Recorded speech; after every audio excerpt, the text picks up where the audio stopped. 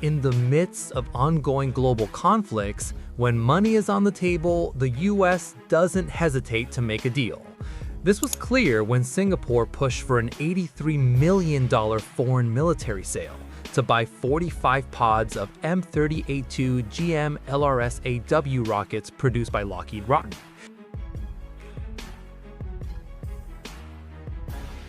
At almost the exact same time, the US Air Force injected a fresh $900 million into the aerospace giant Boeing. The goal? To make sure their Cold War-era veteran trainer jet, the Northrop T38C Talon, keeps flying and remains fully operational until March 31, 2036. Let's break this down one by one. The United States has officially decided to extend the service life of the T38C Talon for another decade.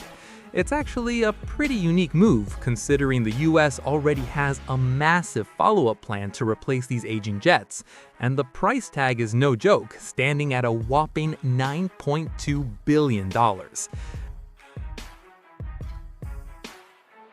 This massive program is projected to deliver 351 units of their next-generation trainer, the T-7A Red Hawk, complete with 46 advanced flight simulators. But here is where the dilemma begins. The new trainer is scheduled to enter operational service starting in 2028, which creates a highly complex logistical nightmare: the transition time trap. Because replacing the primary training jet for young pilots is far from easy. It is a long and complicated process. Even if the new jets are ready to fly, integrating the maintenance infrastructure and adapting the training curriculum will take years.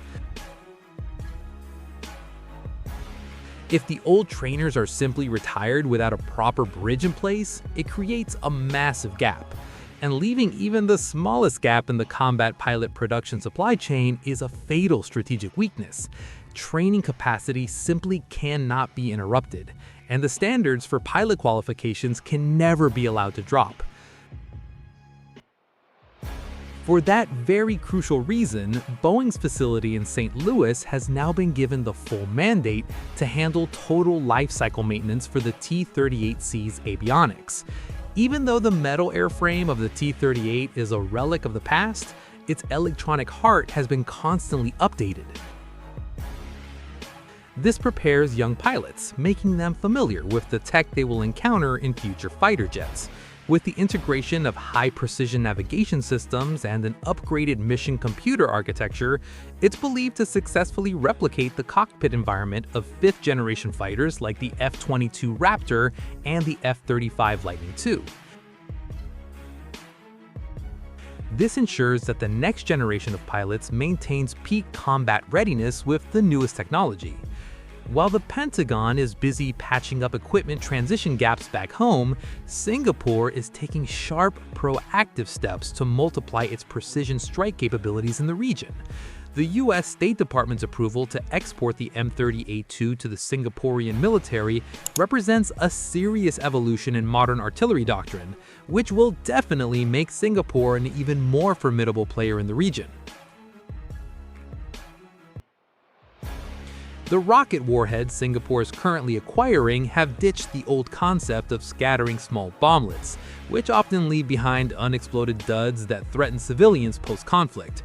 As a replacement innovation that is much safer for allies but still absolutely terrifying for enemies, the M30A2 features a 200-pound fragmentation assembly, packed with high explosives. When this rocket hits its precisely calculated detonation point right above the target, it unleashes a storm of shrapnel with extreme density. This makes it an absolute nightmare for massed enemy infantry in the open, tactical vehicle convoys, or light air defense batteries and logistical installations scattered on the ground. With an effective firing range stretching from 15 to 92 kilometers, this rocket artillery system instantly gives the Singapore Armed Forces an asymmetrical advantage. For an island nation with limited territorial size and very minimal strategic depth, the ability to project precision destructive power far beyond its borders is an absolute must. These weapons allow Singapore's artillery to threaten enemy staging areas, neutralize hostile operational routes, or wipe out concentrated forces before the threat even gets a chance to touch their sovereign borders. They don't even have to risk moving their launch platforms dangerously close to the front lines just to hit high-value targets.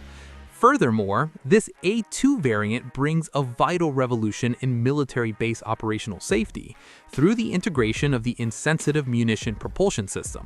This advanced propulsion system is engineered so the rocket motor remains completely stable and won't trigger a chain reaction explosion even if the ammo storage facility is hit by sabotage, a projectile strike, a massive fire, or extreme heat. Given Singapore's highly concentrated geographical space, which sits directly next to civilian areas, the security of their strategic ammunition logistics infrastructure is just as crucial as the destructive power of the weapons themselves. Basically, Singapore's readiness to buy more defense equipment proves that they are constantly adapting to modern geopolitical developments, which are getting more concerning by the day. So, what do you think about the news above? Let me know your thoughts in the comments.